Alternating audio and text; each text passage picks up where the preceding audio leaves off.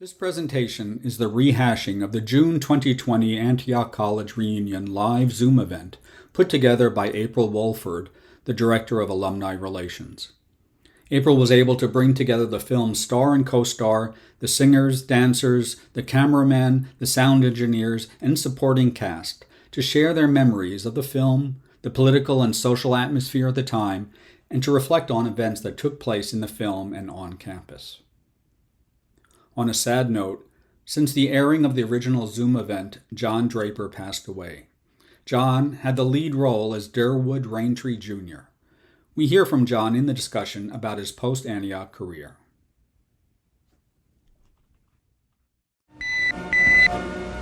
Good evening. As I was browsing through my library, I happened to come across what turned out to be the gateway to an effervescent excursion into the annals of our rich American folklore. That for every single one of us, this was the turning point of our lives, and it determined what our careers were going forward. It was true for me. It was true for Alicia Weber, who became the first camerawoman on a national network. It was true for Karen Roston, who at the time was Mark Stone's wife, and she was one of the costume designers for Saturday Night Live. And it was true for Jonathan Zimmerman, who's on this call, who went on to be a significant sound person in Hollywood. What a moment. It was extraordinary. I got the part completely by fluke. I thank Antioch forever. With that, April. Thanks, Jessica and John. Jonathan Zimmerman, do you want to start? Right now we're going to have folks introduce themselves, and each of the 6 folks who are involved in the movie will talk a little bit about how the movie impacted them in their career and whatever else they're interested in saying. Okay, Jonathan, you should be ready to go. There we go. As Jessica mentioned, this was kind of an all-encompassing event, and those of us that Mark talked into doing it, and Mark was very persuasive. He was a good salesman, a good producer. I started out just doing a little bit of the live sound, but ended up being the editor on the picture. I'd never done it before. None of us had ever done many of these things before. I think it was Jay Tuck who put together a soundtrack up at WISO, and we cut what little film we had to that soundtrack, which is why you see some awkward pauses and black spaces where the sound didn't fit the picture, or vice versa. But it all kind of comes together, and it was received really well. For me, getting involved in this picture was one of the hardest things I'd ever done. I'd never worked those kinds of hours for weeks on end doing something like this, and it cemented my desire to go into the film business professionally, which I did, and successfully. And one of the reasons I was able to was because I knew, having participated in a situation like this where we really shouldn't have done it and really couldn't have done it, we did do it. And that gave me a lot of confidence to go forward, and I will cherish the memories and the long hours. How about Al? How about you? Well, very interesting. Me being in one of the stations, I have some of the albums still. But I'm 71 years old. I think I was 17 when the film was done. But 17, 71, who cares now? But I didn't think that the Antioch Adventure would last that long. I just thought one of the Temptations and the Supremes, but some of the actors and actresses have passed on. Yeah. And I must say, John Draper, who's the male principal, and he was my roommate. We were roommates. And the scene where the glass is broken, he knows I'm going to probably mention that in the movie, that was our room, but I didn't know that they were going to break a window. Glass was all over the place, but John Draper was he was cool. So I'll let someone else speak if they have questions, but I just wanted the young folks to know that you just never know how things will turn out in your life. So keep an open mind, and it'll work out. Did you film the whole movie? Yeah, every shot. I'm amazed looking at it at how much the world has shifted and how all that stuff was very current at the time. And I'm also astonished that after 53 years, 53 years, that it has any relevance at all. I loved it. It was a fabulous experience. Alicia Weber, who was my assistant, went on to become the first, I think, professional camera person at NBC, and made a big point of her success. I went on to work at the American Film Institute, and I set up the internship program, which I did based on the co-op system at Antioch. This guy said, I want to create an internship program, and he gave me a piece of typed paper, and I thought, okay, I can do this. This is the co-op system all over. It was easy. It was fun. So I was the business manager for community government for 6 months. It was a paid co-op job, as was the community manager and the office manager who we saw in the film very briefly. That was the typewriter scene. Mark Stone came to community government to seek funding for this short film he had in mind. And after the committee process, he was awarded something like $400 for this short film. And I wrote checks for the equipment that was rented and purchase of film and so on. And he quickly exhausted his $400 and came back for more and more and more. And he was an impresario. His life philosophy must have been it's much better to forget about asking permission, just go ahead and do it and seek forgiveness later, because that's how he operated. And the overrun caused some controversy. Community government at that time, just to back up a little bit, was in faculty, students, and staff. There was community council with representatives from all of those segments. There was the fees at that time were aggregated because we had a lot of students on campus, $100,000 a year, and it funded newspaper, photo lab. WISO, which is now an independent radio station, was a student-run operation at that time, and the photo lab and other projects of that nature. The project itself became very, very controversial. There were lots of stories in the record as it was being made. The fundraising side, those commercials that we saw, that was part of Mark's way of raising more money because student government wasn't going to give him any more money. And so he was innovative. And I think there was a bake sale, and ultimately he ended up, his family, supporting the overrun, which shows that, you know, he took responsibility too in his own way. And for me, the community government experience was, you know, seeing and helping make all these things happen, and that's projects, and that was what my takeaway. Thanks, Roger. Interesting, really, all the different stories and how they come together to make not just this film, right, but an experience. I'm looking in the chat, and there's a lot of real, you know, a lot of experience and memories tied to this movie and what you guys were doing then. Jessica and John, do you want to say a few more things?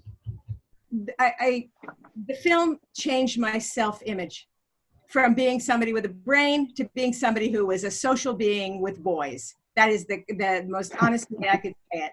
I didn't have that self-image until we made the film. It provided a different, that was like a good ego thing. But what really changed for me was my sense of being in front of the camera and my sense of speaking to groups. Because I ended up being a speaker, a writer and a speaker, and I ended up being in front of lots of cameras and on lots of groups. And I truly believe that that seminal experience, when I was too young to even know what was happening to me, gave me the confidence that I could actually pull that off. So it dramatically changed my life. I've been in a couple of other films since then, including the Antioch Adventure 2. I've got the t-shirt from it with Thanos Futuros. And somebody mentioned the Antioch Adventure 6. And I would very much like to be in it and to have a cameo appearance in it with my grandsons who are 11 years old, Lake and Finn, and they're on this call from Australia. And then maybe we can convince them to go to Antioch. That's right. John. You know, Antiochians do tend to make other Antiochians. John? I'll be really quick in case other people have questions from the people who are watching. Me personally, I had a couple of this film experience. I had a co-op job at McCarter Theater in Princeton, New Jersey. Worked for the New York Shakespeare Festival as a co-op job, and shortly after that, I started this 20-year career where I managed rock and roll tours for people like managed tour for Michael Jackson, Prince, Madonna, and a number of other people that probably no one's heard of. So I did that for a real long time, and then was able to escape. Anybody else who was involved in the film who wanted to add any piece of the history? Yeah, I'm Paula John. I was Gracie Slick in the Jefferson airplane. And my one memory of making the film was that I practiced for hours with that record, lip syncing to it. I had it down perfectly. And then when the film came out, it wasn't lip synced at all, and I was just furious. And it's something that has worried me all these years. I never knew at the time. But I believe that Mark Stone committed suicide not so many years after the film was made. And I always wondered what was the sad, sad story about that. Does anyone know? No. I don't know. I saw him a little while before he did himself in, and he just looked depressed. I stayed a few minutes, we chatted a little bit, and was in his apartment, and I left, and next thing I heard, he was dead.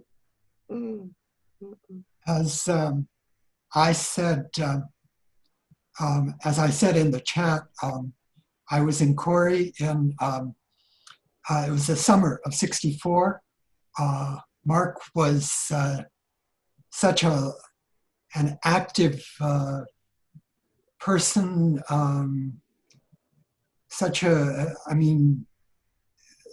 always had so much going on that first year.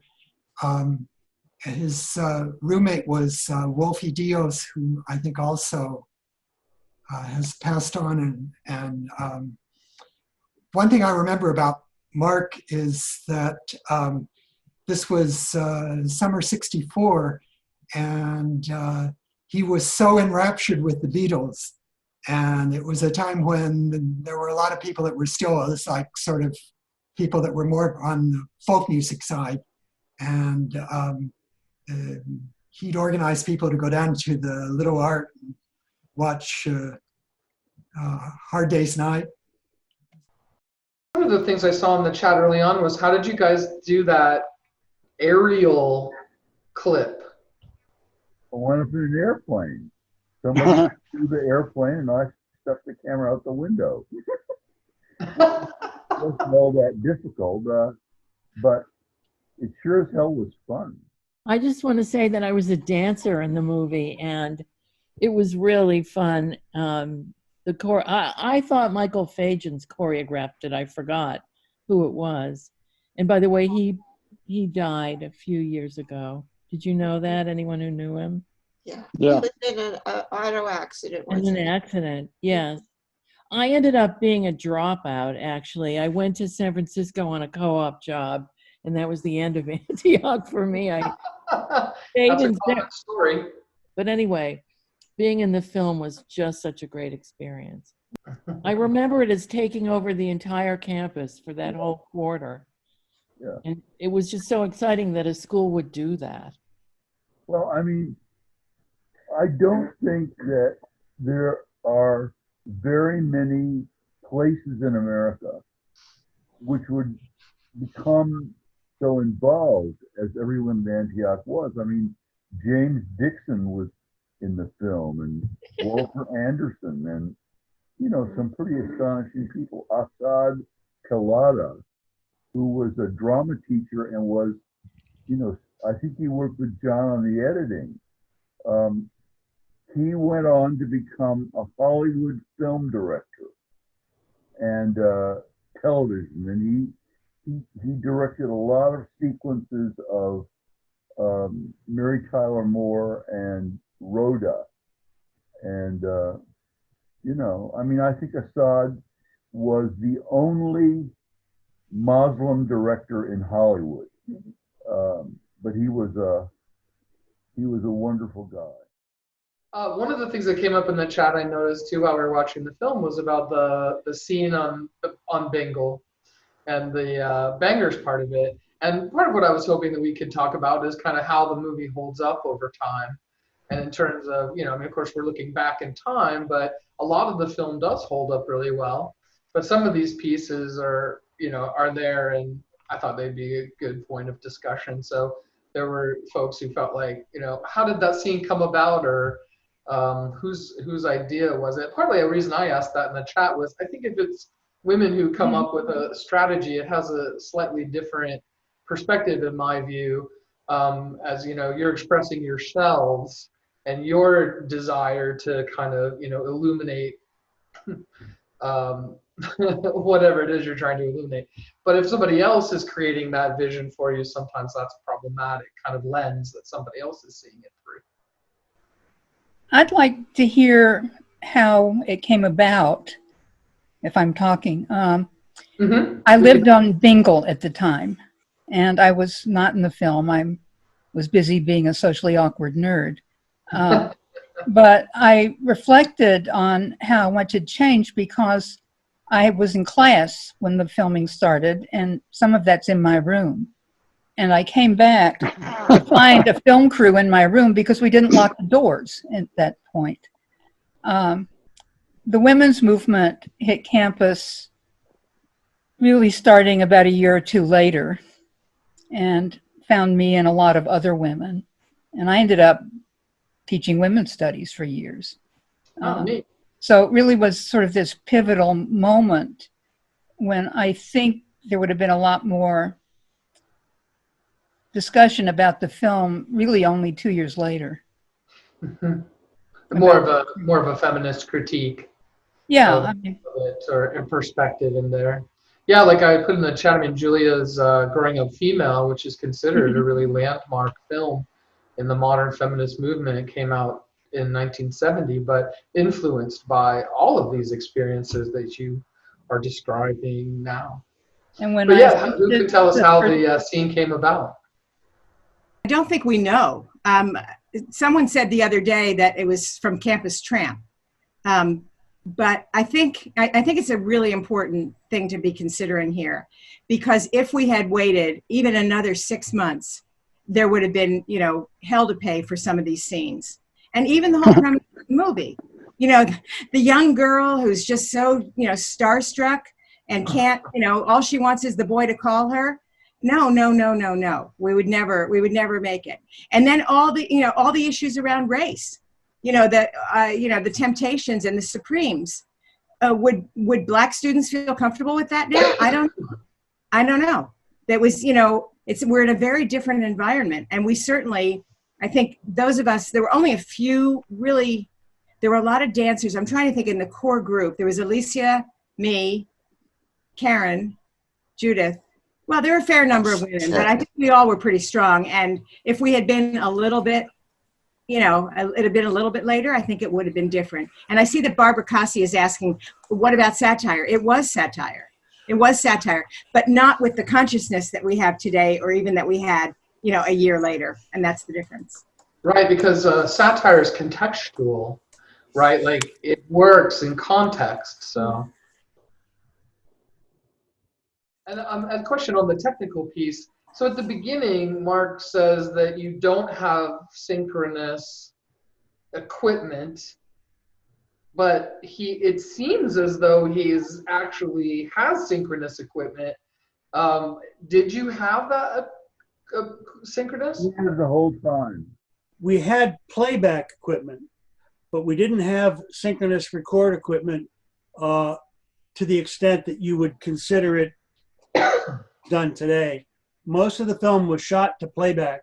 The soundtrack was developed and recorded prior to shooting the picture, and we shot picture to the playback as much as we could.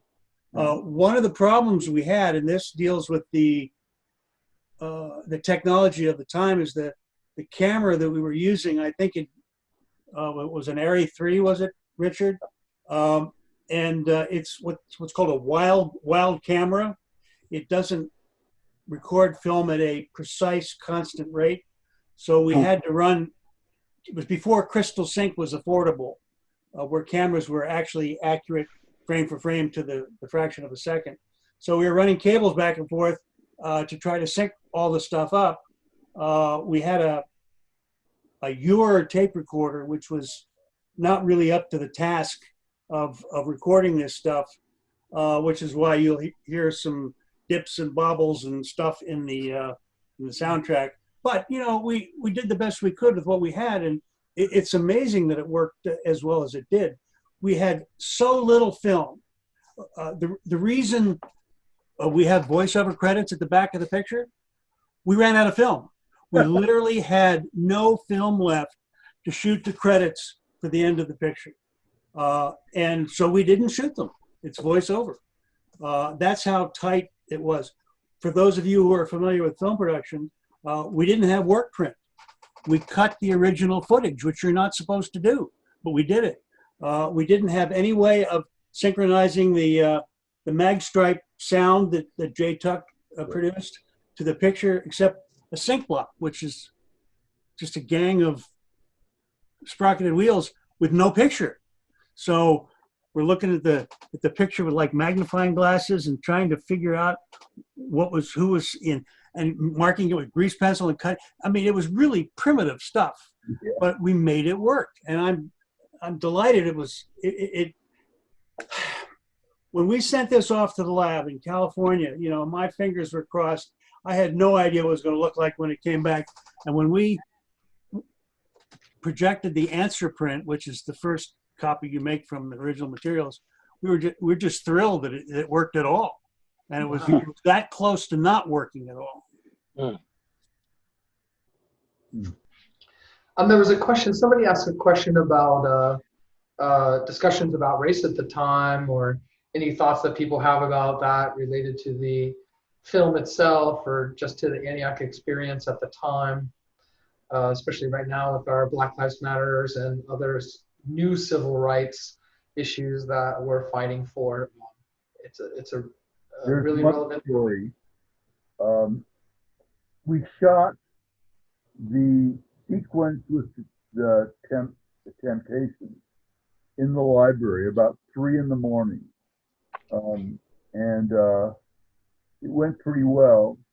And there's a point in the film where all the guys are standing in front of a wall, and I needed them to move over someplace.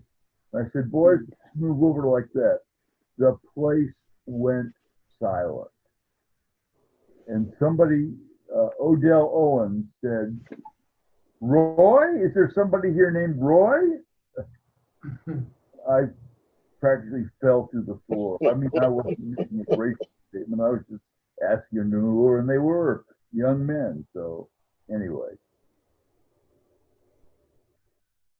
when we were talking about the library scene, I suspect half of those members don't want to have anything to do with Antioch now, because of they've drifted into different philosophies and the like. And I was the last person I thought that would even be in it, because I'm speaking to a mature audience, I believe. And truth does matter. I was the Negro. Yes. I was the Negro. And Black nationalism was very rampant among African Americans at the time. And even on that Supreme group, we had diversity, but it was like, how could you, we don't want Al, he's the Negro, we want somebody from, but no. I was determined I was going to be in that. And I think I'm probably one of the few that has survived. I don't survive, meaning I'm intact, I still shave. My fro has gone down. I was a part of Unity House, the Black dorm. They didn't want me in there because, and it was a challenge for me. But the Antioch Adventure, I don't.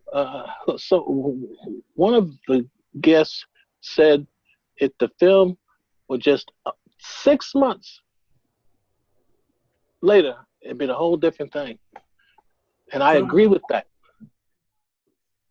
This picture is very much a snapshot of a relatively short time, as John mentioned earlier, in our history. It was intended as pure escapism. We all needed pure escapism because all the crap that was going on. I mean, you have to remember, our U.S. government was trying to kill us, literally, and did at Kent State. And the rest of us, they wanted to pack us up and send us to Vietnam and become cannon fodder. So all of this stuff was going on right at this particular time. And that allowed two things to happen. One, everybody got interested in doing a fantasy. And two, we all became heavily involved because it was, in a way, it was a way of forgetting what was going on in the outside world, which was unpleasant at that time. And we created our own little universe, our little Antioch Adventure universe, and we just worked our asses off and we made it happen. It was an incredible experience. Thank you, April. It's been a really wonderful experience. It's the first time we've all come back together in 53 years.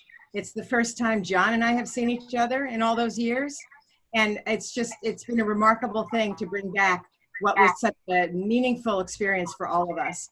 And if there are any students left on the call, prospective or current, I really want to applaud you and your generation. And I think all of us with the white hair are just so thrilled at the courage and enthusiasm and energy you're bringing to the world right now. We're really depending on you, and we love you, and we'll do everything we can to help you.